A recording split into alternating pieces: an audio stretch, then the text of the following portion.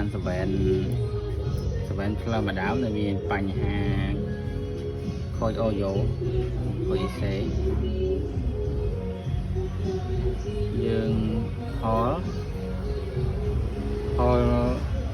ចូលគេប៉ុន្តែអត់នេះវាអត់បើក speaker បាន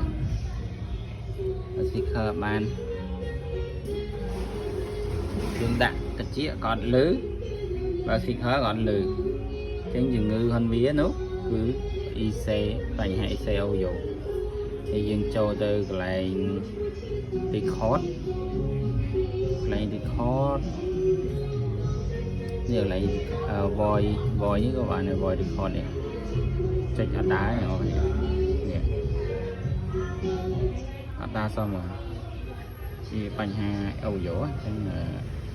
យើងនឹងដោះជួសជុលឲ្យគាត់នៃពួកអ្នកនរគ្នាដែលមានបញ្ហាមិនថា iPhone model នេះគ្រប់ model ឲ្យតែមានបញ្ហាអាចយកមកនេះបានតម្លៃធានាតម្លៃជូនហើយជួសជុលហើយការប្រើវិញស្រួលដូចដើមវិញដូចស៊ីនវិញយើងអត់មានក្រុងកម្ដៅខ្លាំងទេវាមានចេះតិចក្នុងការជួសជុលឥឡូវម៉ាស៊ីនធ្វើរួចហើយអ្នកគ្នា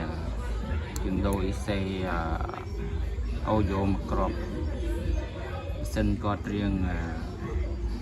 តួដែរយើង clean មកប៉ុណ្ណឹងហើយទឹកសម្អាតបតផងហើយ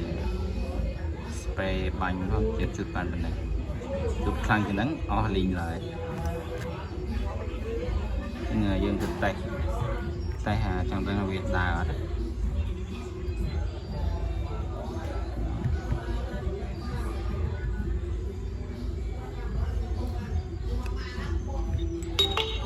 អូខេអ្នកគ្នាដើរហើយយើងស៊ីលុយភ្ញៀវបានណាតែប៉ុណ្ណេះយើងទៅតេស្តនេះមួយទៀតតេស្ត record មួយទៀតវានៅដំណើរការមកវិញអត់អូខេអ្នកគ្នាដើរស៊ីលុយភ្ញៀវបានណាអញ្ចឹងយើងដូរ CO យកគ្រាប់ពោះ iPhone ដែលមានបញ្ហាអត់ឮសលេងទាំង call ដែល record អ្នកគ្នាអាចទៅមកខាង RC8 Technology បានសូមអរគុណ